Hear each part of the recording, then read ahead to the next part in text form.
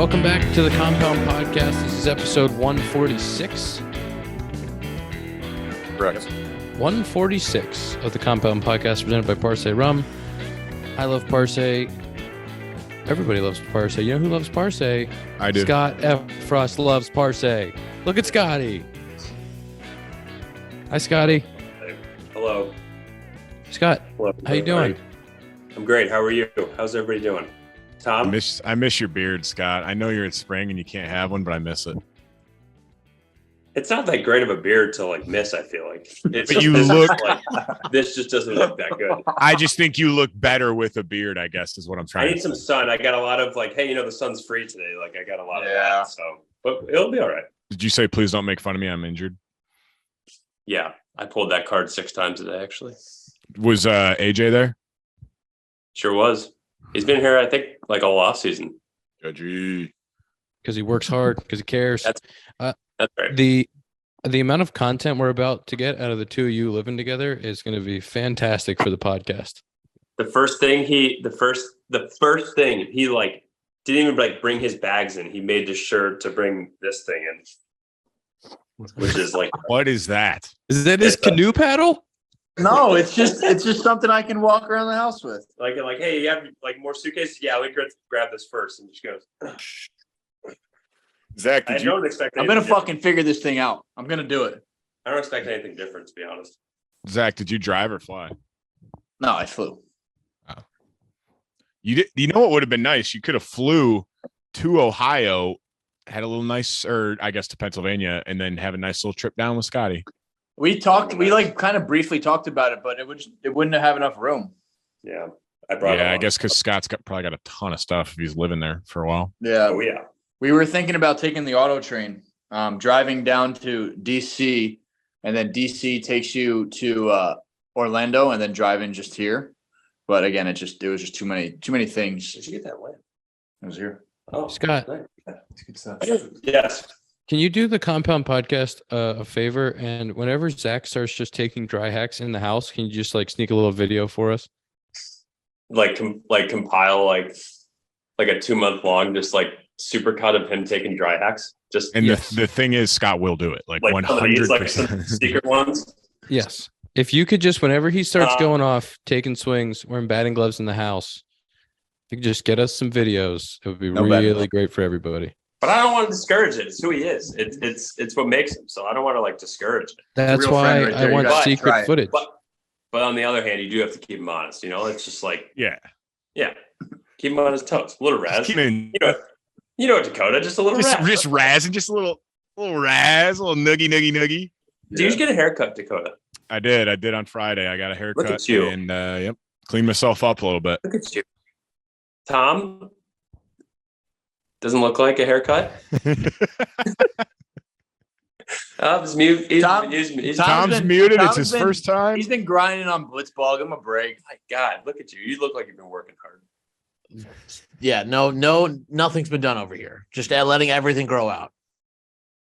I Tom, love that. how It's much- It's winter. Can you grow it out for the whole baseball season? The beard or the hair? Which one? Yes. Yes to all of the above.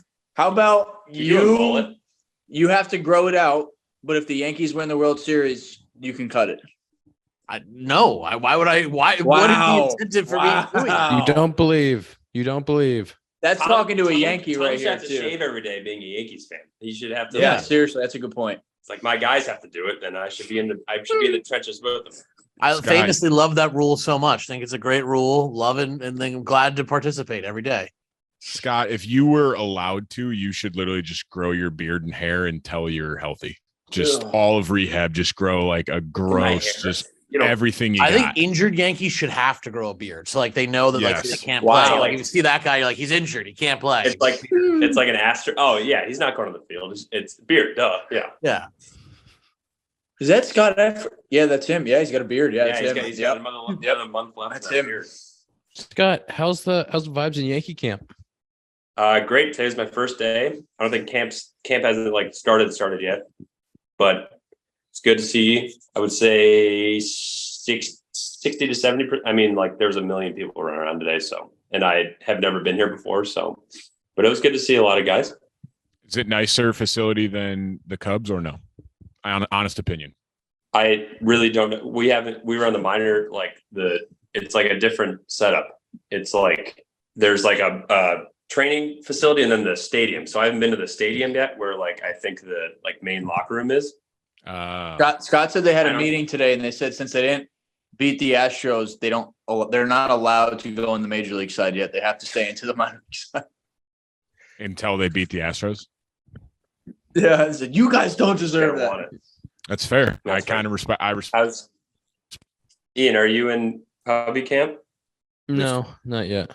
You're not there yet. I'm going to go out on a limb and say our good friend and friend of the pod, Anthony Rizzo, is not yet in camp.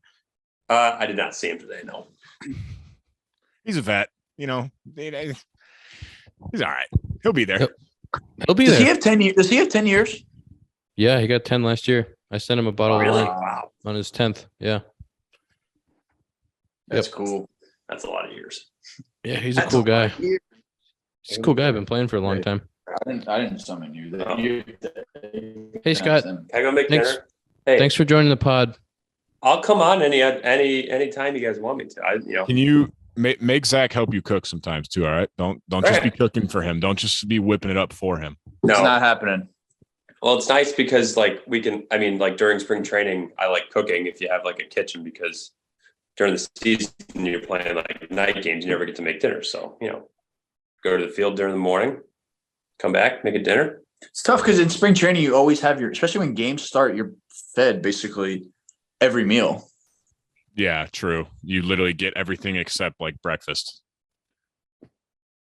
What do you mean? We eat breakfast? In season? No, I was saying in spring. Oh, I thought you were talking about in spring training. I'm sorry. I was like, wait, spring training, it's like the biggest meal is breakfast. Well, you don't get dinner in spring. Bye, yes, Scott. but I was saying when games start, though, you leave the facility at like 5:00 and they give you food there. All right. Bye, guys. Bye, Scotty. Hey, Scott. Who do you think who's going to be more upset about Zach's bad audio? Do you think Tom or the listeners? Next week we'll have a little bit of both because it's tough. It's embarrassing. Can we blame Scott for not having the Wi-Fi up in the place? No, it's not his fault. I guess this is like the first time somebody's lived here and the people who built it didn't run a wire under the house. Well, I already put the blame on Scott. I said Scott should have had that hooked up a week ago. So yeah, I also blame Scott. I mean, pretty show of you guys to be living in new construction. Not a big deal. But Scott's got the money. I'm going to blame Scott for not having that set up. So that's a friend of the pod, Scotty Effross, is the reason why Zack sounds like garbage. Is my audio cruddy? It's cruddy. It's not the audio necessarily. It's like your connection is crud. And so it's going in and out and it sounds kind of like crud. Damn, that is cruddy. That's a whole load of crud. You know what Scott could use every day now that he's in Yankees camp? Beard trimmer. Manscaped, new beard trimmer. Okay. Manscaped selling beard products. All right. They're selling a beard trimmer that it's called the Beard Hedger Pro. There's a kit to it. Dakota, you've used it. You're into it. I did. Maybe it's a little short on the buzz. It's a nice little package, though. It came with the beard trimmer. There's like beard shampoo, beard conditioner, beard oil, and then there's like beard like balm to like help like style it. Obviously, I shaved mine, so I didn't need the nicer things, but it's just nice to have. And it came with like a little comb and scissors. It's cool because it's like adjustable. Like on the razor itself, you like turn the knob and it makes it either longer or shorter. Pretty easy to use. Big fan of that. I'm going to be picking mine up in Arizona and I'm going to be trimming this beard. I'll tell you what, 20% off and free shipping. Code compound at manscaped.com. Manscaped Beard Hedge Pro Kit. Supreme solution to hair grooming. That is code compound, 20% off. Manscaped plus free shipping. It's about that time. People are reporting. Today was the report date for WBC players. I don't think it was the official pitchers and catchers, or maybe tomorrow or the next day. It's tomorrow. I think pitchers and catchers are Wednesday. Or Wednesday. I didn't see all of the WBC guys. I don't know what that deal was. When is that first day? When do they have to do like, I don't want to say their own little spring training too, right? Like, don't they go to like little hubs almost? Yeah, I think every country works out in kind of different places, but I think Team USA is working out in Phoenix, I believe. I think the first Team USA game is March 9th or 10th or 11th. I have the schedule in front of me. So they start playing Sunday, March 5th. Panama opens against Taiwan, opens up the tournament. And then they start then Monday there's pretty much games every single day. But yes, the US's first game. They play against the Giants, I guess, in like an exhibition game on the 8th. I think 8th and 9th they have exhibition, and then their real games like 11, 12, 13. Yes, or something they like open up against Great Britain on March 11th at 7 p.m. at Chase Field. It's going to be some great baseball action. It's like getting opening day before opening day. Can you imagine being a guy from the Giants who's like the starter throws an inning, and then you got to come in, and it's like you're facing Team USA, and you're like, what's this? There's a lot of studs in this lineup. That's like when you play like a good team, you're like, Jesus, it feels like I'm playing Team USA, but it's like you actually are playing Team USA. Yeah. I do remember in 2017. When was the last WBC? 2017? Yep. In 2017, one of the cool things when WBC is happening is that the international teams, I don't know how many they're doing it this year, but sometimes the international teams would be scrimmaging or playing exhibition games against big league teams. So we had I believe it was Team Japan, came and played against us. And John Lackey was starting, and he threw a first pitch fastball, as John Lackey would, right down the middle to the leadoff hitter for Team Japan. He took an absolute daddy hack and hit a homer to left. And you know who didn't like that very much? John Lackey. So I think doesn't seem like he'd take well to that. No, I think he let a couple balls go the rest of the outing because he did not appreciate the first pitch swinging homer in spring training, even though it was Team Japan. The WBC is just kind of crazy. Like, it's definitely the best time to do it. Like, there's no other time to, like, you can't do it at the end of the season and then everyone's just dead and doesn't want to go.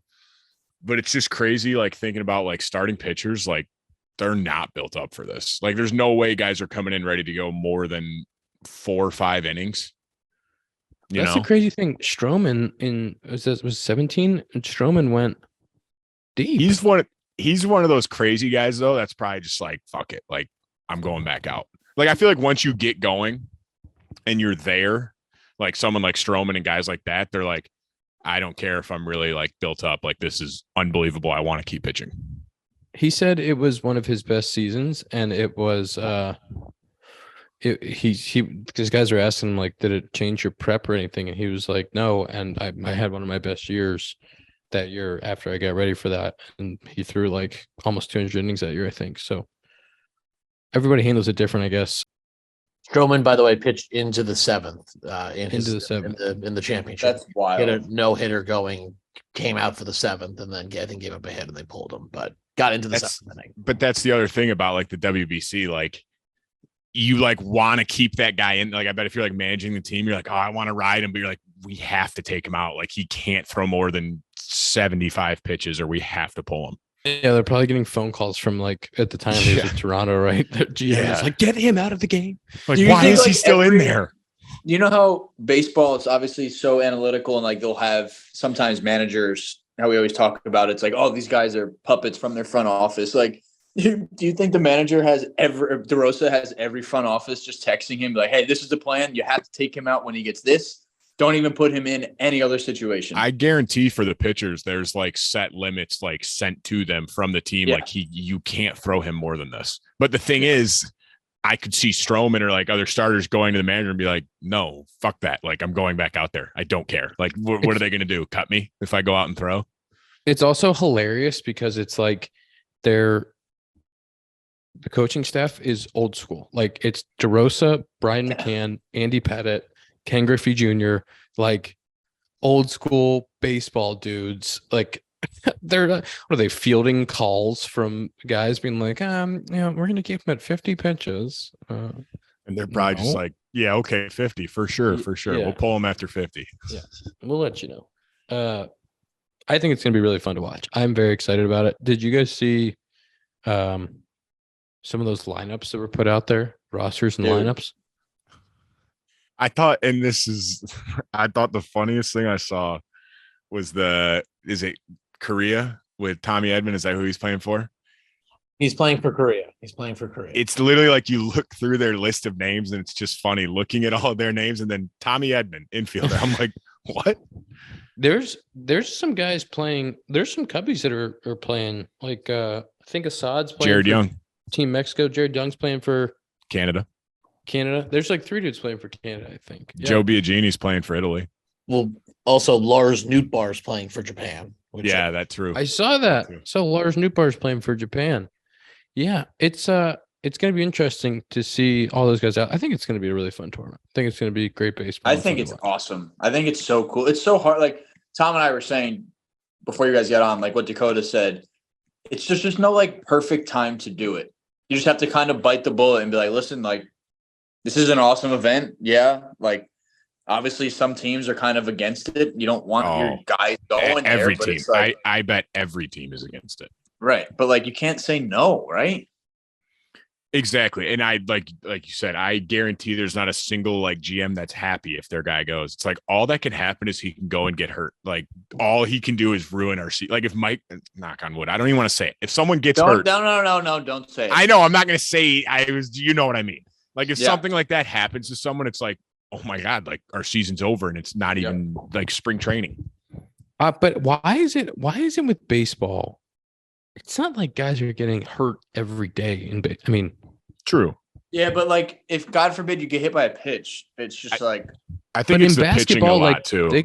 I know it's not like right before the season. I don't know. When's the Olympics in comparison to the season? Right before the season? It's in the summer. No, it's in the summer. Summer. It's like it's like yeah. not even close to the season. It's like nobody's it's in the middle of their off season. Nobody's like, hey man, don't go play for Team USA in the Olympics because we don't want you to get hurt. Yeah. I mean, I think there is some of that. I mean, I think you see like the Olympic basketball team tends to be kind of cyclical. Like they kind of build up. They have like the really good teams. And then like the last team, they barely won. Like they were squeaking by the skin of their teeth. And then like something happens like 04 where they lose. And then it's like, all right, now we care again. And then it kind of comes back again. But it feels like that's very cyclical. So I think if you asked NBA GMs, I'm sure they don't want the Olympics either. I'm sure they do. I feel like I think it's just the fact of playing for team, like short of winning a World Series. Like, could you think of one thing you'd rather do more in the game of baseball than play for like Team USA? Yeah, I did see somebody that said that. I saw somebody said the Team USA logo needs a little bit of an update, and I would agree. There's only so much you can do. It's the same colors and the same letters every year. They don't change. I mean, think about how you could do. They use like the USA baseball logo though, like the high school team, and they all use the same logo. Yeah. But like the Olympics USA logos and like the basketball USA jerseys are sick. Yeah, those are pretty cool. Let's get a little creative. Come on. I was considering buying a hat, and then I saw the logo, and I was like, never mind. That hat's not that cool. Well, no, as you said, the thing is, it's that's been the logo since like the first World Baseball Classic. I feel like we could do it with a little rebrand, refresh. Let's freshen it up. Okay, let's get the people some new merch. It's great for the game. Do you want to talk about friend Nestor Cortes? You see this? He was supposed to be on Team USA. He's supposed to be pitching for him. Yeah, he hurt his hamstring. Hammy. That sucks. But it's also one of those, like, hopefully it's not like too serious. You know what I mean? Like you can't go play in the WBC if you have, like, say you're a pitcher and like your shoulder, it's just a little sore, like position player, like, I rolled my ankle. It's like, you can't risk any sort of injury. So I don't know if it's anything too bad, but it's probably something like, is it worth it to go force it? Tom, you want to talk about how you're feeling about Nestor having a little hamstring? I mean, I think that was a player, for at least for me, and I understand this is probably my Yankee bias, because one of the players I was most anticipating, looking forward to seeing him play for Team USA was Nestor. Because, he'd start doing the whole, here comes the Nestor, like, delay. He's going to start doing the antics on the mound. And, like, I was going to be fired up for him to do that for Team USA. And the fact that he was kind of a guy that, his background coming up was like as a somewhat long reliever out of the pen. It felt like he was actually kind of a guy that'd be pretty dangerous, pretty valuable for you for like 3 or 4 innings, whether that was coming out as a starter, whether it was coming out the bullpen. Felt like he was a guy that would have some different ways you could deploy him that would be useful. So disappointing. But as you guys said, that's ultimately kind of the undercurrent of the whole World Baseball Classic. It's like, it's great, but it's like playing a game of Jenga where everything's just kind of, everyone's like, oh, everyone's hoping that we're just going to kind of be okay. Because there's that whole weird kind of energy to it the whole time. Judge is playing, right? No, I don't think so. He's not on the team? No. Don't believe so. Is there any other Yankees on the team? I don't think there's any other on team. Higashioka. Yes. What was that look for, Tom? Tom, be nice. I didn't say a word. I didn't say anything. You just gave me like Tom. Can we keep talking about Nestor Cortes? I want to make this whole podcast about Nestor Cortes. I don't think he's going to be able to do his crazy move anymore. I mean, that's why. No, it's when you start your motion. It's when you start your motion, Ian. Yeah. I think no, it's when you start your motion.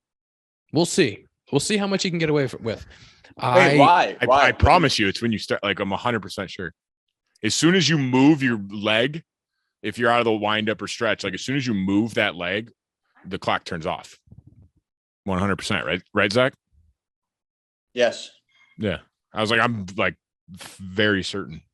I think this year, because of there's a lot of leeway has been given to pitchers being able to not come set, to quick pitch guys to do some of that stuff. And I think with the shot clock in play now, I think there's going to be more of an emphasis on guys coming set, making sure that hitters aren't, because the hitters only have this one timeout. I think there's going to be more illegal pitches. There's balks and then there's illegal pitches. So guys would kind of get away with or toe the line on what would be, I think, officially in the rule book considered an illegal pitch. And so I think at the big league level, you're going to see umpires cracking down more on quick pitches, some illegal pitches, to make sure that there isn't this like hitter not being able to call time or calling time and then everybody getting mad at each other. But I don't think it's illegal. Like with Cortez and Stroman, like that's legal. Like you can. You're right. I think that is legal. I think he has a quick pitch as well, though, right? Yeah, I get the quick pitch. You can't call time in the middle of his windup anyway. You can't. Ian, are you saying with people on or with no one on? Well, with no one on, it's a quick pitch is a balk. Yes, that's what I'm saying. So with no, with people on, you're saying it's a balk. Is that what you said? Correct. Okay. But with no one on, why is it illegal to quick pitch? As long as you're in the box and ready, you can do whatever you want. I think there is, because there is no coming set. I think even in a wind-up situation, you do have to, at some point, you have to start your wind-up. And I think that the reliever, sometimes starters would do it too, but the reliever that, like Rowan Wick's a good example of a dude who does it. Where he just holds the ball down here and then gets up and goes. I don't know this for sure. Do not quote me. Tom, read the rule book and then tell us. I think that the entire rule book? The entire rule book. Well, just the pitching section. Oh, okay. I think that that might be deemed an illegal pitch, and I think they're going to start to crack down on it a little bit because they don't want hitters to be calling time and then having a strike on them when they want the game to be the game. They want a pitcher to deliver a pitch and a hitter to try to hit it. I don't know exactly what this is going to look like. Again, don't quote me on it, but I'm just warning you. I think some of the trickery is going to be done away with. Would you like to respond as a pitcher? You don't do trickery. Yes, because when someone's in the box, as soon as like the ump says play ball or like points to the pitcher, and the hitter's looking at you, you could do whatever you want to throw the ball. You can throw the ball. You don't even have to stride. I could just swing my arm forward. But why would that be illegal? If you're ready, if you're ready, I can do whatever I want. But if I get in the box now, as rules written now, if I get in the box and you start to, like, Brett Suter's a good example of a dude who works like really fast, right? Mm-hmm. Mhm. And the umpire has understanding this guy works really fast. Wade Miley, same thing. So if I get in the box and like I'm going to turn and that guy starts to do his motion, I can start screaming at the umpire for time. And most of the time they will give it to me. Even if that guy has flinched to start his motion, because the umpire knows the hitter's not prepared, if I start yelling time, most of the time I'm going to get it. I think that hitters are going to have to adjust how fast they are ready and prepared in the box. Like, I think you're going to have to get in there a lot quicker and like just be ready to hit because you have what. Yeah, you have just until in like the 9, like you have to be there by the 9-second mark. But what I'm saying is like if at 12 seconds, like we have 15 seconds, right? So at 12, if I pitch comes, I step out, I get back in, there's 12 seconds left. If that guy then tries to jump me and we're not at 9 yet, I think the umpire is going to say, hey, you can't do that. I agree with you on that, but there's no way that. Yeah, no, I could see that. I could see guys doing that, but yes, I agree with you. You should have enough time to at least like get your feet settled and like look at the pitcher. Like they shouldn't be able to start throwing if you're like, tapping the plate, doing whatever you do. But if it's at 12 seconds like that, I agree. I'm with you. What do we think is going to happen? Because obviously this is going to be implemented and we know how the media cycle works, right? Mayhem. People are going to complain. Oh, the first couple of weeks of this are going to be insane. It's going to be the same thing with like the sticky stuff. Sure. I think it probably might be more severe than that though. Because that's what I'm saying. But like how guys were taking their pants off and shirts off on the field, they're going to be like, because ultimately the sticky stuff, guys, ultimately your defense is basically I'm cheating, but everyone else is doing it, right? If you're like trying to, there was very little public sympathy. I think there will be much more public sympathy for people wanting to be able to do their job with the full amount of time they're used to doing their job. And I'm curious, what do you think is going to happen if 2 to 3 weeks in, it's just the negative, the publicity has gone really negative on this? Because I can see it's wild because it's not a set thing every time. Like there's a different clock person for every game. And like there's a different umpire for every game who enforces it. Like there's some umpires who like just want to keep it going. They'll tell you to pick your head up. Like, hey, Zach, look. So he doesn't have to call time and say, hey, that's a strike. But then what if there's sometimes like as soon as that clock hits 0, it's like a delayed game. There's refs that call it, and then there's refs that kind of let it play in for another whole second. But like, I think there's going to be a lot of ejections. There's going to be a lot of chirping from the dugout. Like, it's going to get ugly. That's why I was so surprised that they went 0 to 100 so quickly with this. Yeah. Like, we're doing everything. At bats can be determined by this. So get used to it. I got 2 things. It will definitely be an adjustment for both pitchers and hitters. That's the only good thing. Like Tom, like the sticky stuff was more like pitchers that use it trying to adjust. I think this is different because hitters are going to have to like, you can't sit there and let your walk up play a minute and like take your time getting to the box. Like that clock starts when the pitcher like is ready to go. So the hitters are going to have to adjust how fast they get ready. But then the pitchers, I think the biggest one is the pickoffs. Like you pick over twice and then you can't pick over again. So it's like if I pick like say like Nico's on first and someone picks over like twice within 2 pitches of the at bat. If that at bat goes 6 more pitches, Nico knows he can't pick over unless he gets him out. Like that's an extra half step, full step lead. And I just think it's going to be a huge adjustment for guys. But my second thing, Zach, wouldn't you agree? I didn't think it was that hard to adjust. Like I didn't think I was rushed like ever.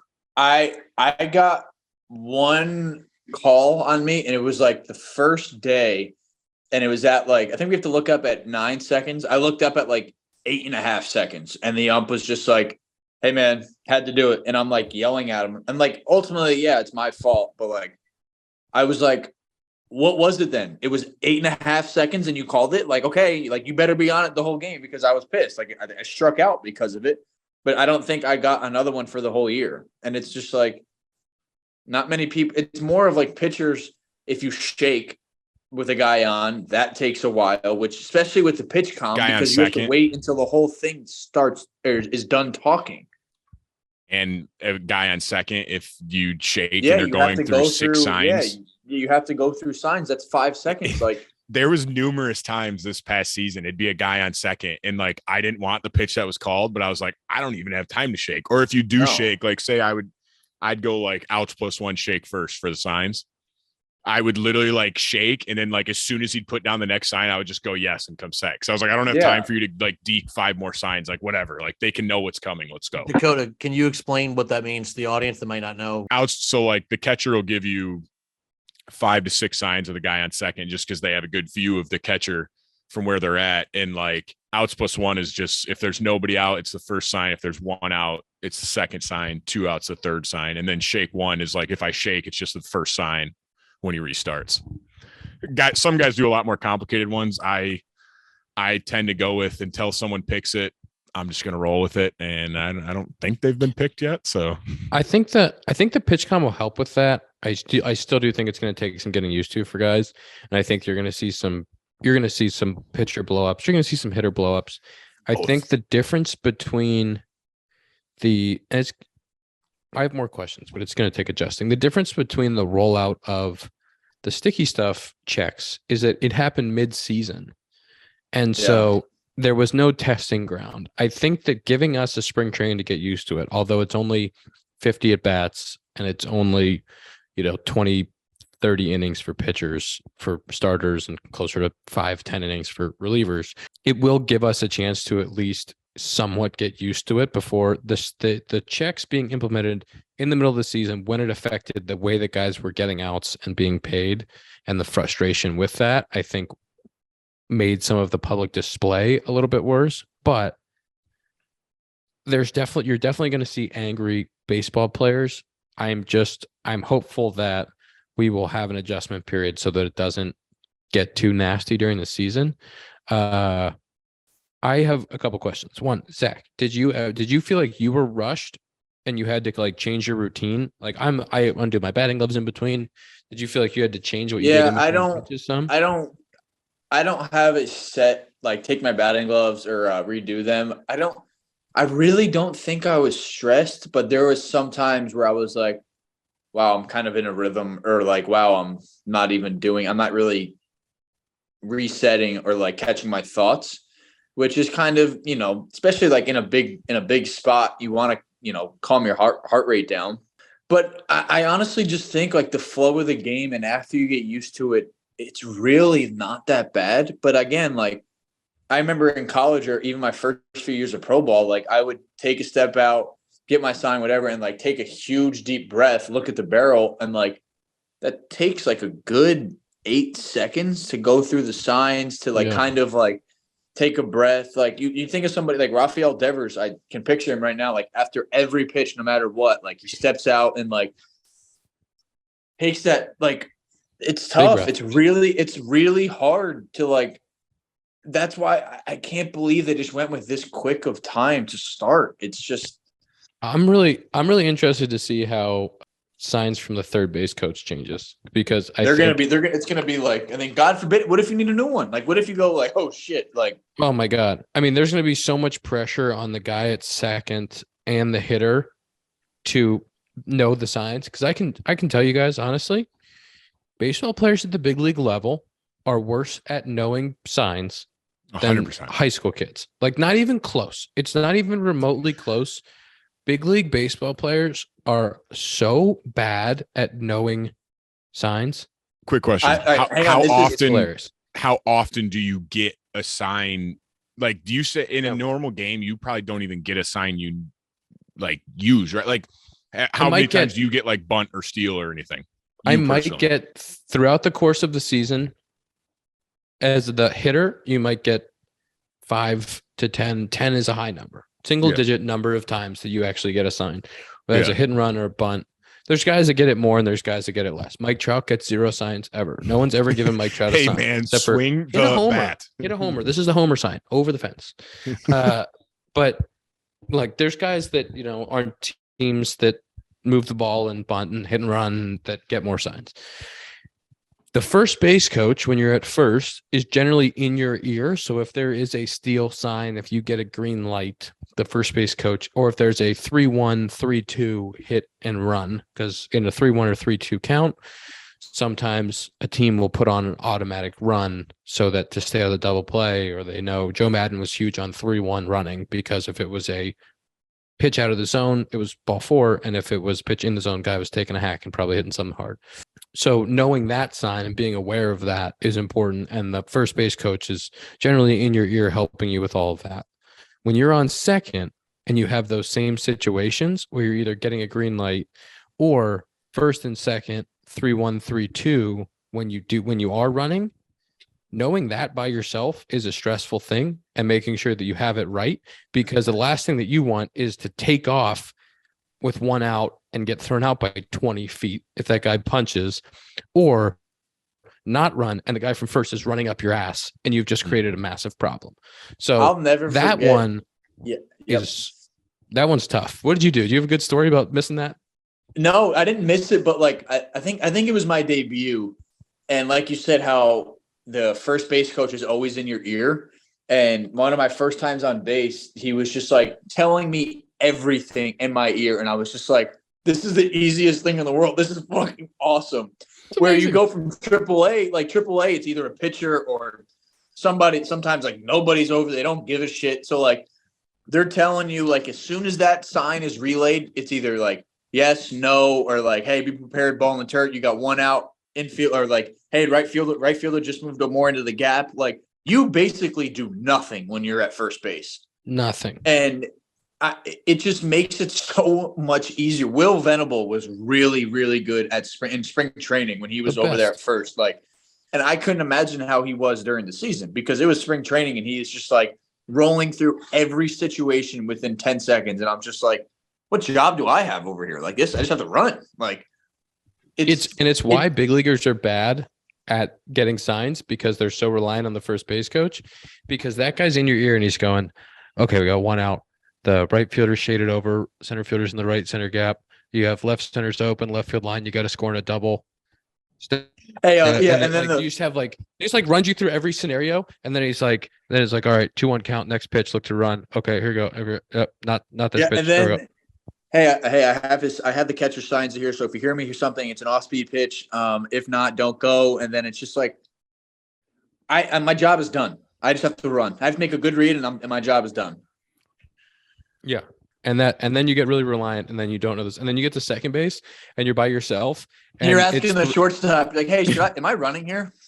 It's 3-2 and they run through the signs, and you look at the third base coach and you're like, yeah. And then you look over the first base coach, you're like, okay, all right, I'm run. No. Okay.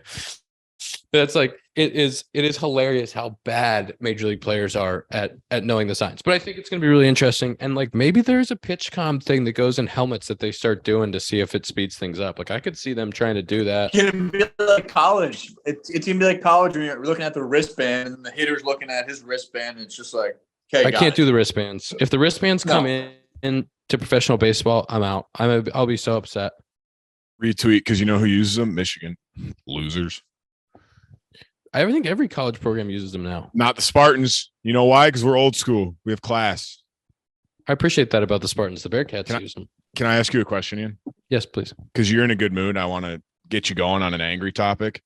Wow. What are your thoughts on AAA going robot umps Tuesday to Thursday, or like Tuesday to Friday? I forget the exact amount of days. And then putting in real umpire. Well, the real umps are always there, but then taking away the robot umps on the weekends. Yeah. No, I don't know if you guys know this, but 42% of men experience moderate to extensive hair loss in their lifetime. I can attest to it. And the sooner a person starts treatment for hair loss, the easier it is to keep the hair they have. That's why I started doing it when I was 24. Right now, Roman has a special offer for our listeners. Use this link to get 20% off your first order. Just go to row.co/JohnBoy today. row.co/JohnBoy, 20% off. Hair loss is no joke. Some people just do the implant thing, and some people do row.co/JohnBoy. 20% off. Dakota, can you please explain to the people again what's happening? Because I don't know. I think most of our listeners would not be familiar with this, but this is a AAA rule. So for 3A, they are doing a half robot ump, half human ump system. Can you explain what it is? So I think it's Tuesday to Thursday. They have the robot ump, like with the, I don't know, I think they wear like the AirPods and it like beeps if it's a strike. And it said like, no arguing allowed. It literally said that. That is actually said that. accurate. It said explicitly. I have the tweet. no I can read the tweet. This is from Mike Curto. It says Read AAA robot umpire work schedule been revealed. Monday through Thursday, robot calls all pitches, no arguing allowed. Weekends only. We're getting wild on the weekends. Human umpire calls pitches. Players can challenge 3 challenges per team, same as last year, and let the robot decide. My biggest, Ian, I want to hear what you think first. Can I ask you something? Did they do this in triple ball last year? No, we had no robot umps last year. Okay, so it says same as last year, but they're lying. I think they was mean that a same different as league? when they did it in the Atlantic League or wherever they did it, something like that. I think, did they have it in the PCL? No, They had it in the Arizona Fall League. They might have had it in the PCL a little bit too, though, Zach. I think you're right. Okay. All Me right. and Zach were in the other league. That's I have a couple things. This was a point I heard today, which I thought was interesting. If there's 3, Zach, if there's 3 challenges on your team, 3 per team, if the leadoff hitter of the game starts off challenges it, loses a challenge, are you fighting him? You have to if like you have a bet- guy on your if team you- who is known, if you have a guy on your team who's known as a bad challenger, like I've played with guys, but we all have, who loses Nothing's it a at the strike. umpire, like bang, looks at the umpire and is like, "You gotta be fucking kidding me!" There's then guys that everybody's have like, never "That's seen right a down the strike middle." in their life. Like I Yeah. know that's right down the middle, and then you look at the box after that, and you're like, "This guy's arguing pitches that are middle." If you get a guy who is like that, and he goes challenge, and it's like middle strike, are you fight? There's only 3 for the team. It's tough. Is there like, I think if it ever gets to the big leagues, it'll be different. Like, do you have like team meetings saying like, hey guys, like these are the leverage situations we're going to use these in, but we're not going to use them with nobody on. We're not going to use them before the 5th inning. And then if you do, like, you have to be 100% certain or you're fined $10,000. Not $10,000. I think the rule's bad. It's tough because you can't, like, the manager can't chime in and be like, "Oh, we want to challenge that one." Like, it's literally just the hitter, and it's like you said, like, you have to be smart because, like Zach said, if it's the 2nd inning with 2 outs, nobody on, it's like, hey man, like if he screws you, whatever, move on. But if it's the 7th and it's 2nd and 3rd or something and 2 outs, it's like, hey, we're gonna need that one. But at the same, like, you need to know that as a hitter, like, is this worth a challenge or is it better I just take the loss? It should just be 1 at bat. It should just be like 1 at bat, and like it'll almost never get used. Oh, stop! It'll almost never get used. 1 in at bat. Yeah, 1 at bat. No, 1 And at if bat. you had Might as 1 well at use bat, it. every hitter would use it. You might as well. If you ever strike out looking, you might as well challenge. Well, if you're an idiot, but for the most part, it won't get used, and you just 1 in at bat. If it's as good and as quick as they say it is, you just go, "I didn't think that was a strike," and they go back to the dugout. You're out. Here's my question too. What about the pitchers? What if Pitchers it's get 1 in at bat too? They deserve it. No. I'm saying this year. What is the rule? Like, because there's 3 per team. Like, does I think it's 3 per team, the hitters and pitchers. So what if your pitcher like uses 3? I'll total, kill him. or is it like 3 for pitchers, 3 for hitters on the team? I don't know. I don't know what the rule is. But how dumb is how my main issue is how are we going half robot umps and then half real umps? Like, why? It's kind of bananas. I know that they want to test the system. They want to test ABS. They know they have it in these ballparks. So they want to get a feel for the strike zone. They want to test it. They care about it. They want to test it. It's important to them. I understand that. I have a couple things. I'm just going to argue against myself for a couple minutes. In one hand, I would like the umpires that are coming into the league as guys retire to be familiar with the system, to call that strike zone, to understand it. Another thing I'm very concerned about is if these guys are only getting half as many games behind the plate calling balls and strikes, that's concerning, because if we don't go to this system and we have a crop of umpires that have called half as, that's like saying, hey, we have a bunch of guys coming up from the minor leagues that have half as many at bats as they should. Well, I wish they had all of their at bats so that they could come up and help. You know what I mean? That's where Like, they got to do their mental reps with the robot ump. Like, the pitch comes in and be like, ooh, that's a strike. No beep. You're like, shit, missed it. That's a ball. Damn I think I think they have to test these things somewhere.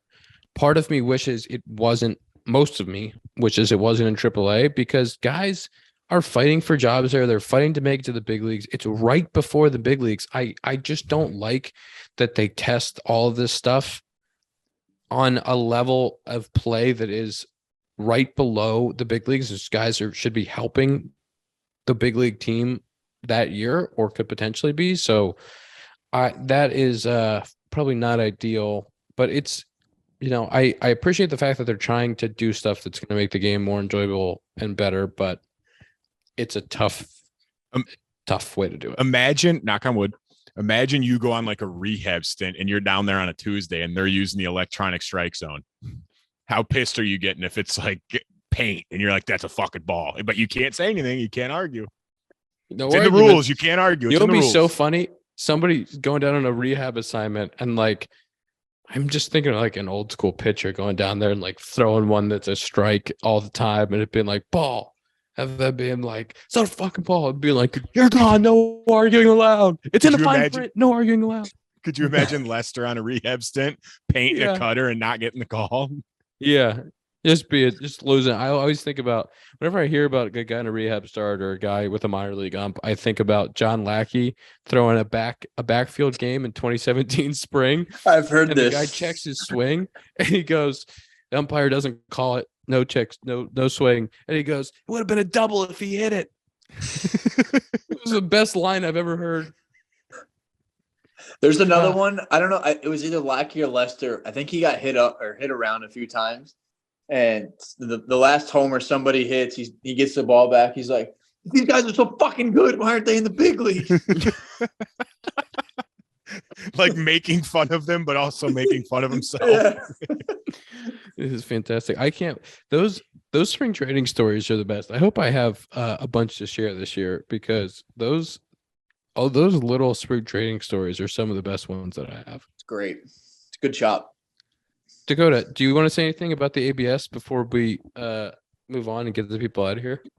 I mean, I'm very curious to see what it looks like. Like, I don't know. That's just going to be crazy to me. Like, you just wait for the beep in the ear and then it's like a strike or a ball. And like the hitter's like, no, that's a ball. And it's like, you just have to be like, oh, well, it is a strike. Like, that's weird, because I feel like a lot of the game, like, there's no arguing. Like, it's just going to move along quickly, because it's literally like, what can you say? Like, no, I'm telling you it is a strike. Like, I don't care what you say.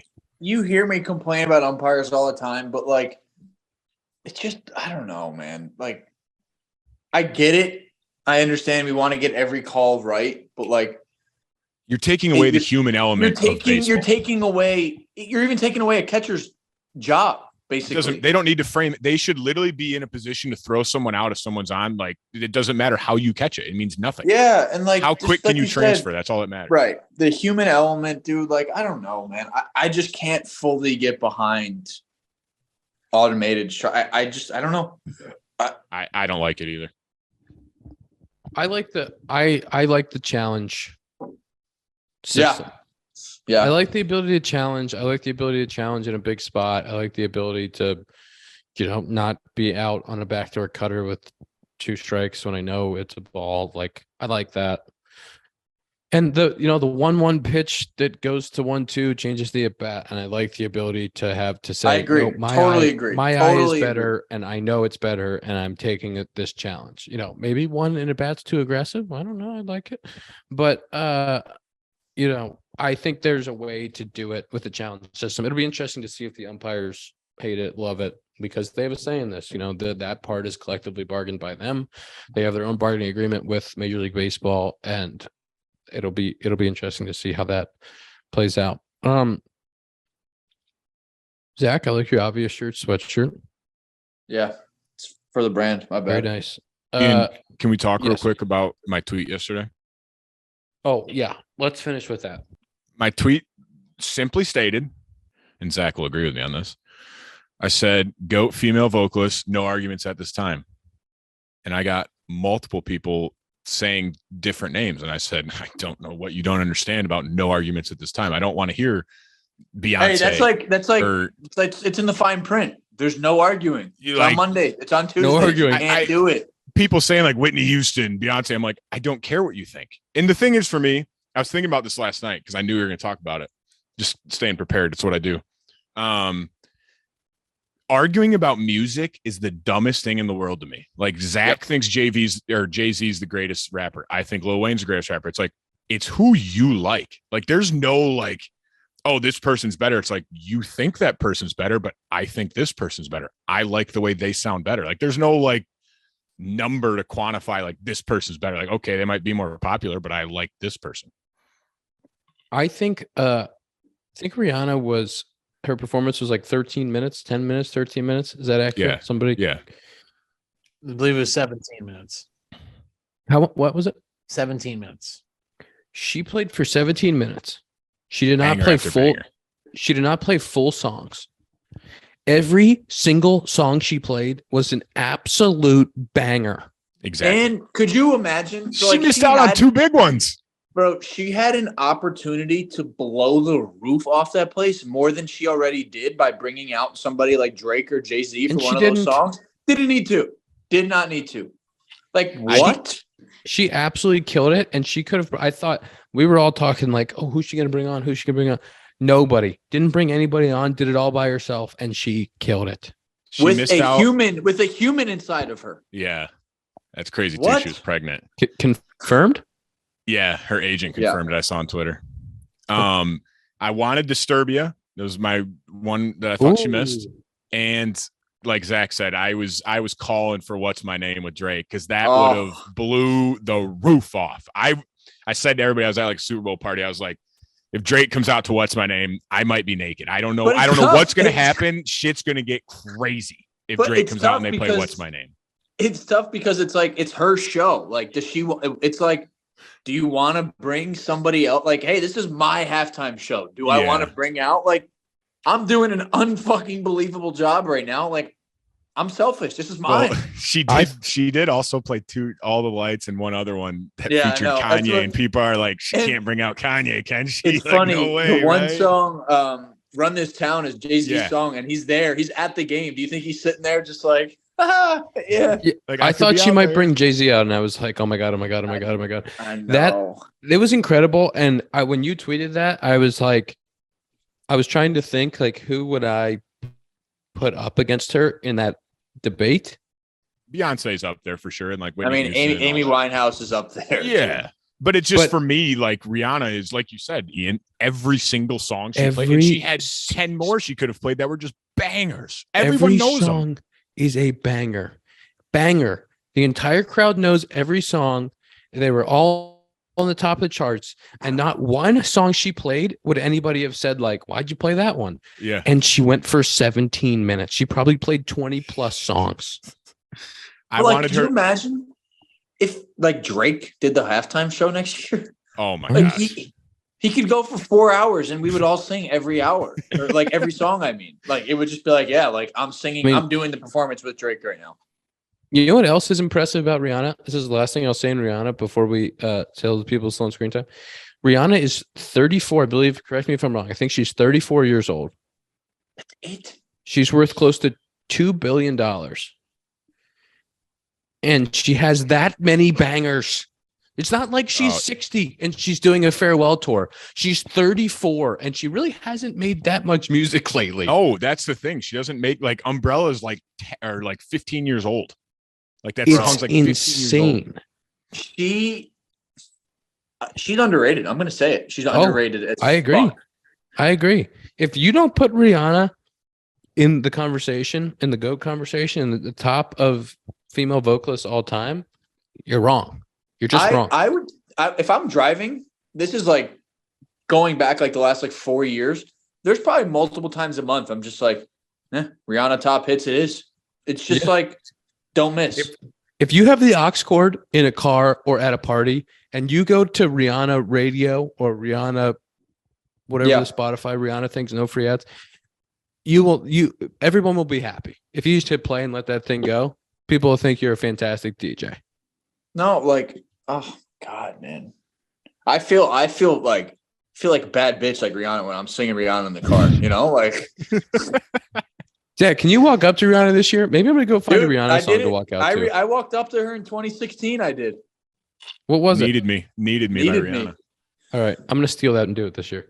Can everyone get out their Sloan screen times? I don't know if you guys know this. Let me check now since I'm doing this on my phone. It's gonna be Yeah, a little you're good. elevated. Sloan's the world's leading manufacturer of commercial plumbing systems. I don't know if you guys knew that. Company is at the forefront of green building movement, provides smart, sustainable, hygienic restroom solutions by manufacturing water efficient products, including flushometers. Ever heard of a flushometer? Faucets, sink systems, soap dispensers, and fixtures for commercial, industrial, and institutional markets worldwide. Visit sloan.com for more information. I don't know if you guys know this, but if you need anything automatic in the bathroom, Sloan is where you go. Can you guys tell me what your screen times are? 5:12. Not great. Mine is 3:12. Jeez. 7:17. Ooh. Boy, Tom, get it up there. Zach, I 3:12 though, but did you go to the facility today? You damn right I did. Yeah. All right. Fair enough. See, that's why yours is lower then. I don't feel as bad. Hey, but I'm on my phone right now for this last hour. 2:32 for me, guys. I had a good day. That's just Tom. I don't like them. Do you? I don't. No. I had a They good just make me feel day. bad. I'm gonna send that one straight to you, fellas. That is a good day for me. Are That we is a sending really screen good times day. right now? Yeah, I sent mine right now just because the last time Ian asked us to send it, it was like the next day. And I was like, well, I spent a lot of time laying in bed on my phone at night. I'm like, that's adding like 2 hours. Well, this Yeah. is what we're gonna do. We're gonna do a Sloan screen time for the people. We're gonna hold ourselves accountable. We're gonna do a Sloan screen time graphic, and we're gonna tweet it out and put it on Instagram so you guys can see our screen times. You could tweet back at us your Sloan screen times. And so when Dakota is like, I had 3 hours and 2 minutes, and so like he had 7 hours, where he's gonna have to prove it. So Those I come out don't Wednesday. lie. Wednesday. I've morning. never lied. they're gonna come out Wednesday mornings. Wednesday mornings. Okay, Wednesday mornings those are gonna come out. Guys, next time we talk, we'll be different places. That's the second time. That's the second time in 2 weeks. That's positivity. Second time in 2 weeks you called me positivity. out. It's That's positivity. so- I love Positivity. You ever heard of positivity? Good save on the You ever heard positivity. of thing. positivity? Good save. It's a good save. Put it Save out yourself. there. Positivity. Everything's gonna be great. That's episode 146 of the Compound Podcast, presented by Parse Rum. Go to Benny's, get your Parse. Somebody tweeted at me that they went to Benny's and they got some Parse and they finished a bottle, so they were going to go to Benny's again. And we love that. We'll see you next week.